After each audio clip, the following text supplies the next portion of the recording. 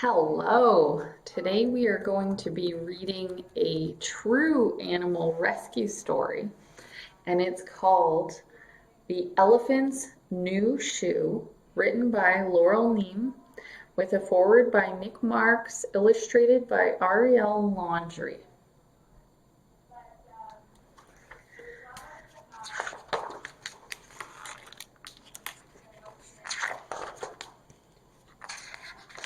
So, someone wrote something at the beginning of the book just to give us an idea of what the story is going to be about before we read it.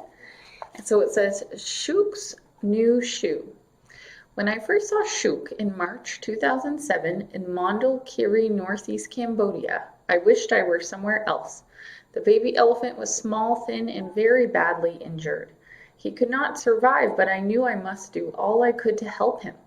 However, the little elephant I was so sure would die is doing fine thanks to everyone's hard work, a lot of love, and his own fighting spirit.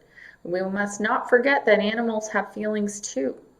Baby elephants are like children and need love if they are to grow up happy and strong. Please remember this and try to conserve wild animals. They may look a little different, but they are people too.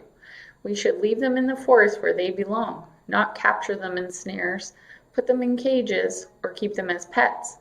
We must do all we can to ensure the survival of Shook's brothers and sisters and all wild animals everywhere that make this such a wonderful world. By Nick Marx.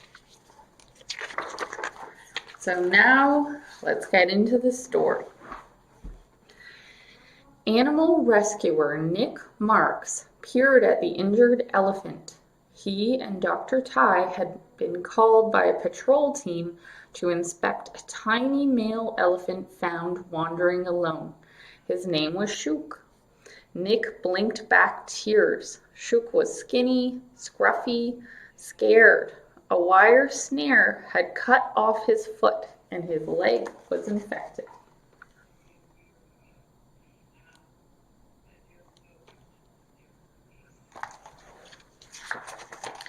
Nick tiptoed into view. He did not want to startle the infant. Shook flapped his ears. He had been hurt by nasty men before. Could he trust Nick? The baby elephant trumpeted. A warning. Nick crept closer. I won't hurt you.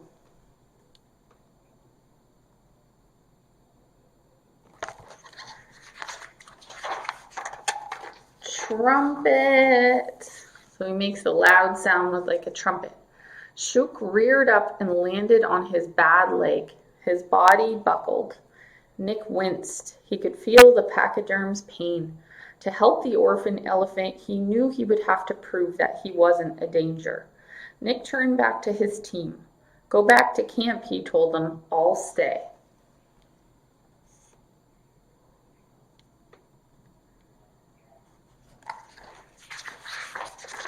Nick sprinkled bananas along the trail.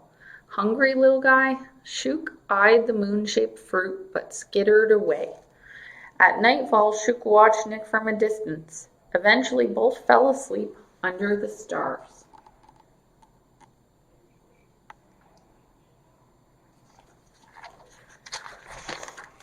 The next morning, Nick moved closer to Shook. Banana, Nick offered. Shook inched closer and closer. Slowly and carefully, he placed his hand on Shook's head. At last, the injured elephant snuffled Nick's arm.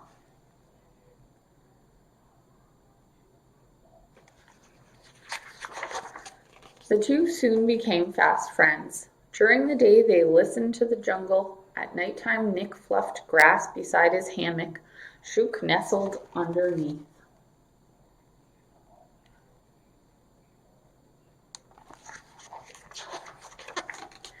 Bring Shook to the rescue center, government officials told Nick. There he could get the care he needed. Nick worried Shook could hurt himself on the bumpy roads, so they built a special cage and padded it with soft leaves. On the big day, Dr. Tai sedated Shook to make him sleepy and keep the men safe. An anxious elephant can be dangerous. Nick led Shook into the truck and sat beside him. During the trip, Nick and Shook snacked.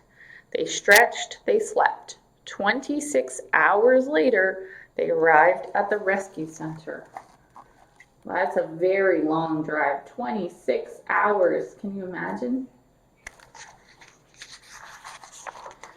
Dr. Ty examined Shook's leg. He's in bad shape. Nick rubbed Shook's trunk. Without a foot, the elephant's back and bones would twist out of shape. The pain would become unbearable. The vets would do what they could, but they could not regrow the missing limb. Dr. Ty cleaned the wound and removed some bone fragments. Would Shook ever be able to walk again?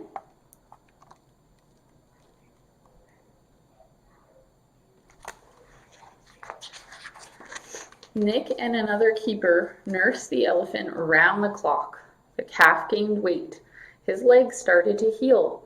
But Shook was sad. He slept all the time. "Miss your family, little guy," Nick murmured. For an elephant, family is the center of its world. Shook had no mother, no herd, no elephant love.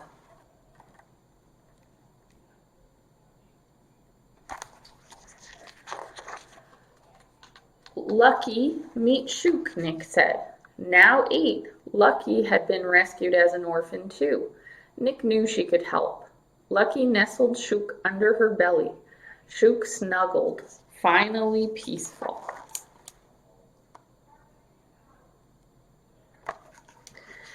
Nick and Lucky started down a lush trail. The tiny calf struggled to follow. His foot hurt and he was tired. Lucky rumbled encouragement, but Shook could not keep up. Nick frowned. Would Shook ever have a normal elephant life?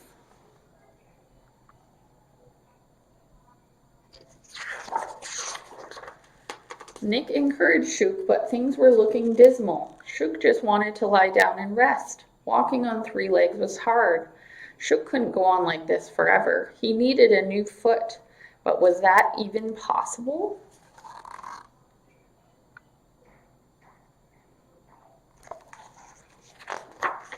Nick called doctors in Thailand.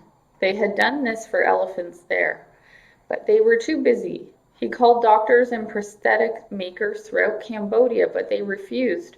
Too crazy, too costly, too complicated. It was a storm of no's. But Nick would not give up. He begged the Cambodian School of Prosthetics and Orthotics. "Can you help?" The director agreed. "We'll try."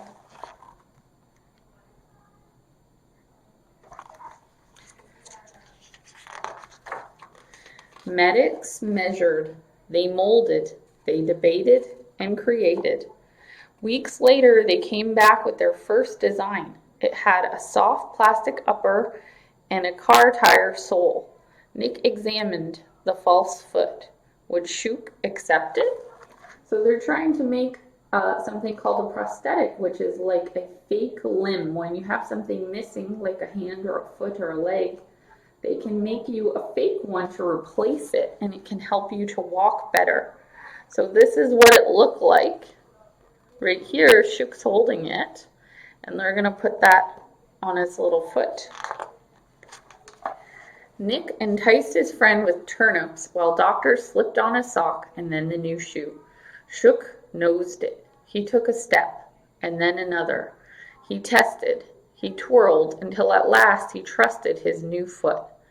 Nick smiled. He loves it.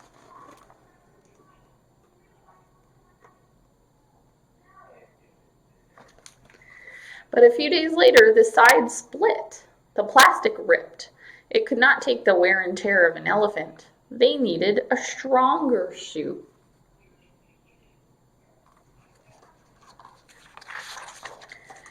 This time, they used a hard plastic. Nick distracted his pal with turnips while the team wrenched the boot into place. The calf trumpeted, "It hurts!" He cringed, he crashed, he cried, "Get it off!" Nick and the team carefully approached Shook to take it off. Once again, the team tested different designs. This time, for a durable shoe, they poured stiff but flexible plastic. For a stay-on shoe, they added belts. For a comfy shoe, they padded it with foam. At last, they were ready. There's the perfect new prosthetic foot.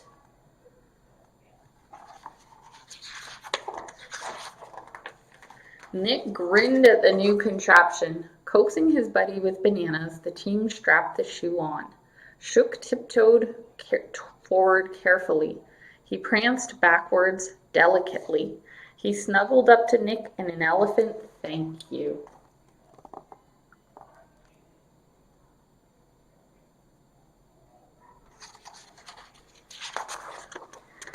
Today, Shook and Lucy spend their days exploring the forest at the center.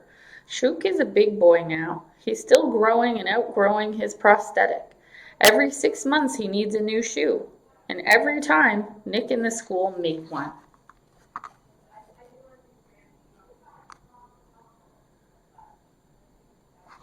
So just like kid feet, when you need new shoes a few times a year because your feet grow so fast, the elephant's growing too, and the elephant needs a new shoe all the time too.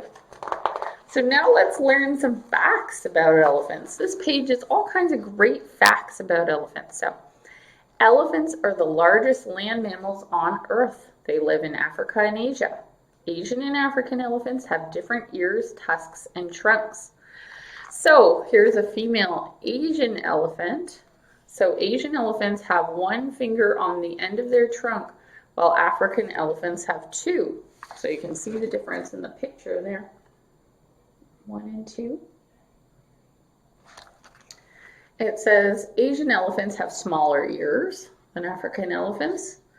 Typically, only some male Asian elephants have tusks, while both male and female African elephants have them. So now it says elephant trunks have over 40,000 muscles. That's more than 60 times the 639 muscles that people have in their entire body. It takes years for baby elephants to learn how to control their trunks. So this is a picture of Shook holding a tire. The real Shook. Elephants have big vocabularies. They make many different sounds and combinations of sounds, from deep rumbles to loud cries called trumpets, and scientists are building a dictionary of their meanings. There's making a trumpeting sound. Elephants eat a lot. They spend up to 18 hours a day looking for food and can eat 300 pounds or more of trees, bark, leaves, grass, and fruit in a 24-hour period. An elephant's digestive system is not very efficient. Much of what it eats passes right through them and comes out as dung. That spreads seeds and fertilizes soil, which is why elephants are often called the gardeners of the earth. Here's a picture of Shook eating leaves. So what I'm going to do is I'm going to find a little video that you guys can watch about the real Shook, and you can see how sweet a little elephant this is. And I hope you guys, I know this story is a little bit sad at the beginning, but it has such a happy ending. I hope you all really enjoyed it as much as I did. Have a great day, everybody. Bye.